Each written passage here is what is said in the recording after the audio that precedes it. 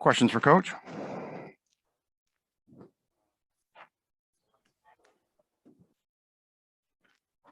Yep. Okay. Started off with a softball. How was practice today, Coach? Very good. Look refreshed after a day off. Carry over from what we did well on the road, touching up on some of those things and diving into some areas offensively and defensively that we can improve in after 10 games. So guys are good, high energy, looking forward to tomorrow's game. Any injuries other than Jaylen? No.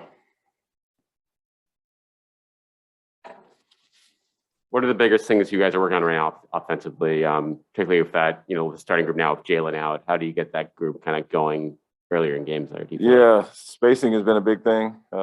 Early in the season, I think we were number one after the first 4 games in corner threes. So we're really emphasizing our spacing. And now last 6 games, we've been one of the top teams getting to the basket. So really touching on our spacing.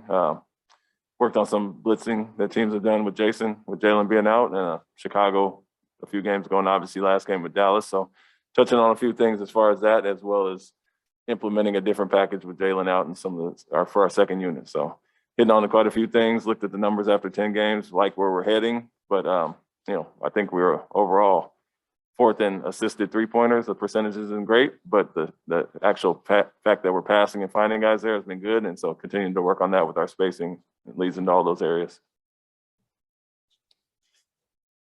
You talked about Jayson making quicker decisions in the last game.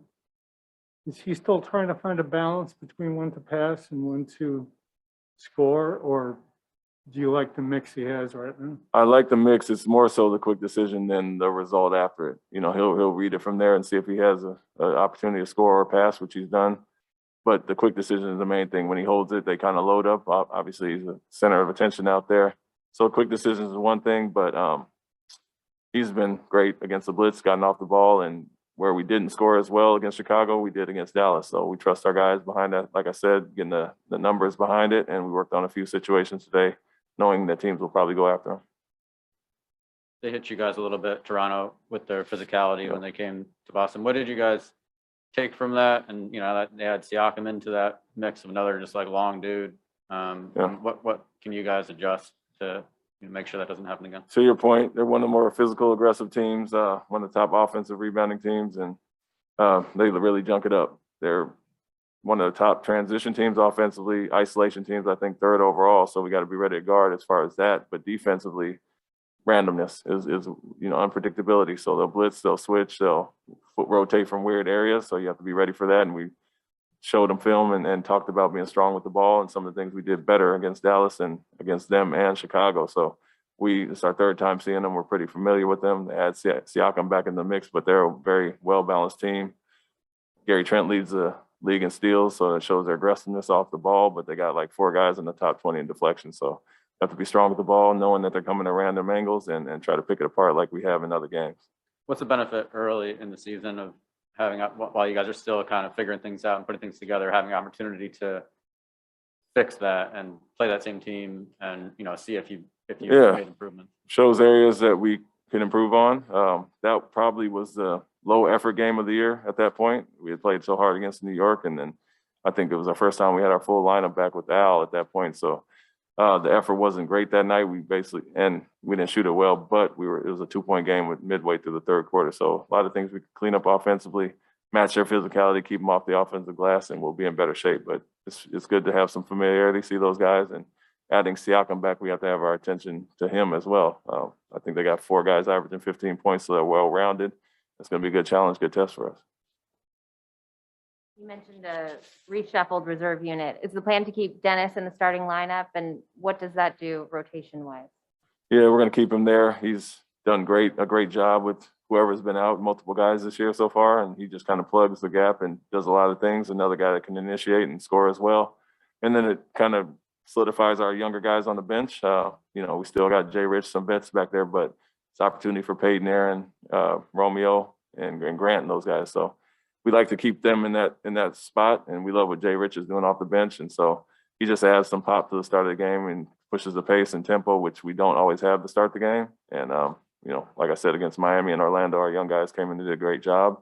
And I'm looking forward to seeing them continue to grow and help us out while Jaylen's out.